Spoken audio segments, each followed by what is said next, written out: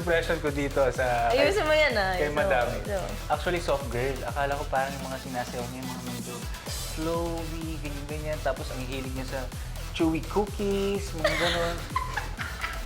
Di ba?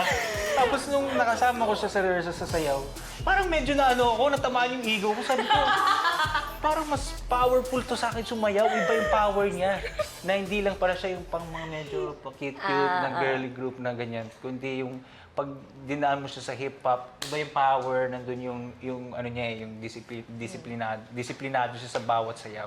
For sure, kayo guys, comment down below, alam niyo yan, na medyo parang soft girl pero hindi. Ano to? Atapang na tao to.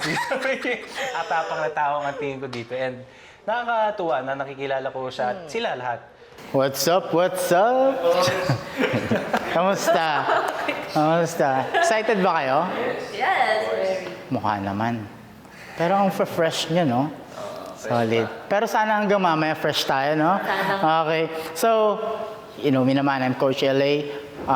I'm very glad that you guys napunta sa akin ngayong episode. Dahil ang episode na to, ang style nyo ay hip-hop. Ako naman. Hindi, ako talaga, nung first rehearsal, nung first time namin mag-meet, alam ko na talaga angas talaga ito eh. Oo, talaga? Pormahan mo nun. Parang naka-ano pa siya. Ano suot mo nun? Parang naka-t-shirt ka na. Basta may Siyang mga... stunner. Yung Oo. stunner. Tapos puro ano pa. Ayoko naman mag-generalize. Pero alam mo, parang hindi, wala naman sa tattoo yan. Wala sa suot yan eh. Nasa ano yan eh. Kung paano mo lakad pa lang eh. Kagano naka-chin up eh. So alam ko na talagang angas yung tingin ko sa kanya. Tapos parang ewan ko, na-feel ko talaga na hip-hopper din to eh. Kasi sa suotan, ayun talaga. So, lalagyan lang natin siya ng konting drama. So, hip-hop siya, but the story is manggagaling isa sa inyo from the TV.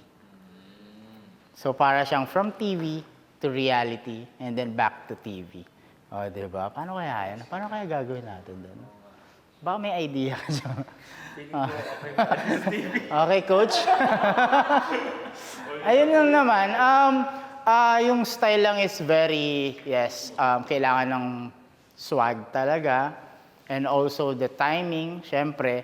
And feeling ko the endurance, ang pinakakailangan natin. Kasi mataas yung music natin. Yes, mataas talaga siya. Okay, ready na kayo? Pero ano talaga? Pero hindi niya alam soft boy pala. Ano? Oh, parang siya, mas ano to, mas soft boy to kaysa sa akin, actually. Parang yung ano niya, alam mo yung inner self niya, hindi as ano. Yan ang gusto ko sa'yo. Hindi as strong, parang yung postura lang niya yung strong, pero ano siya talaga, with his emotions. Sobrang aware talaga siya sa emotions niya na nagulat ako na parang, oh. Okay, so mas kailangan ko from hips hanggang upper body talaga. 1 and 2 and a 3 and a 4. Okay? So lagyan natin ang arms sa 1, 2, 3, 4. Alright? 5, 6, 7, 8. 1, 2, 3, 4. After nyan, headbangs lang tayo. 5 and 6 and 7 and 8 and. Okay? Pero ito sa mga speaking as a girl, kasi madami akong nami-meet, marami akong friends na alam mo yung parang pinag-uusapan nila na parang maangas sa labas, pero pag sa loob, parang ganon. Ito na yun, guys. So, yan. So, Siya pang yan. ano ako? Pang novel series. Habulin ka ba ng babae? Hindi. Hindi. Uy. Lonely boy. Ano ako? Torpe, lonely boy. Ano ako? Sabi ko Good sa boy. inyo, soft boy. Soft boy. 5, 6, 7, 8. 1, 2, 3, 4, 5, and 6, and 7, 8. Drop. 1, 2, 3, 4. Okay, I want to see the difference between this pati ito. Okay? Let me see. 5, 6, 7, 8. 1, 2, 3, 4, 5, and 6, and 7, 8. Drop. 1, 3. Yan. Nice one. Pero first impression, red flag. Hoy! Joke lang. Uy, hindi naman. Grabe. Hindi, kasi first, kasi alam mo yung mga ganong galaw, yung ganon, alam mo yung akala mo, bubulihin ka eh. Oo, hindi. Hindi talaga. On the floor.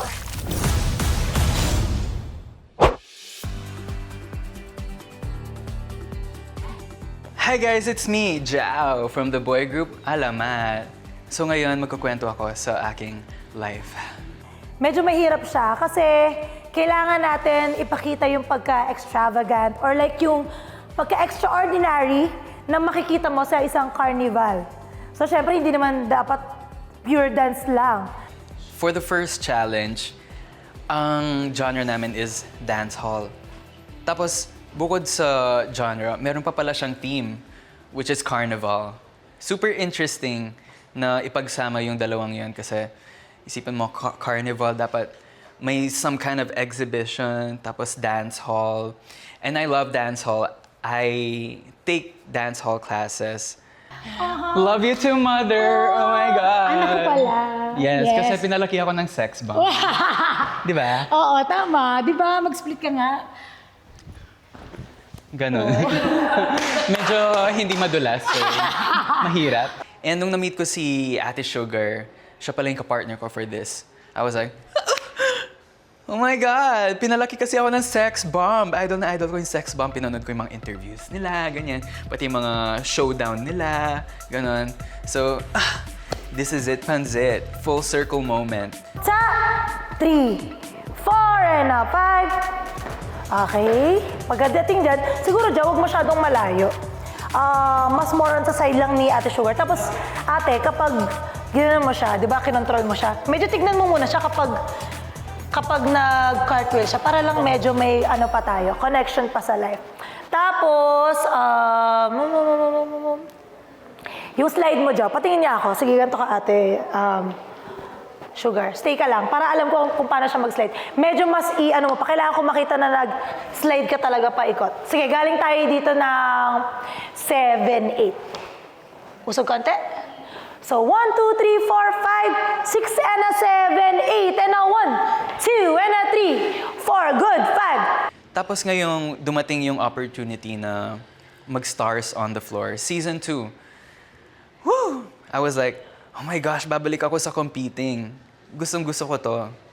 Na-miss ko yung feeling na yung pagod, yung passion, yung pagdadaanan mo with your mga kasama mo sa pagko-compete.